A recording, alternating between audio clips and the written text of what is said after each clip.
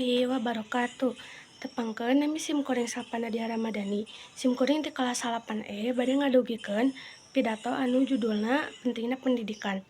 Bapak Ibu guru nu ku simkuring dipika hormat sareng babaturan nu ku simkuring dipika cinta. Di dieu simkuring bade ngadugikeun pidato anu judulna Pentingna Pendidikan. Pendidikan teh mangrupikeun pondasi anu moal tiasa dipisakeun dina kahirupan manusia.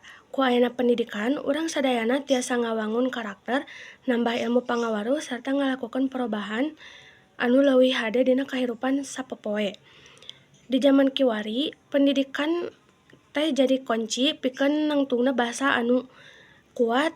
Ku kituna urang salaku murid kedah semangat dina diajar. Bapak Ibu guru, kami sadar yen tanpa bimbingan guru, urang moal tiasa ngarontal cita-cita ku sabab eta, simkuring ngahaturkeun nuhun ka Bapak atau Ibu guru sadayana.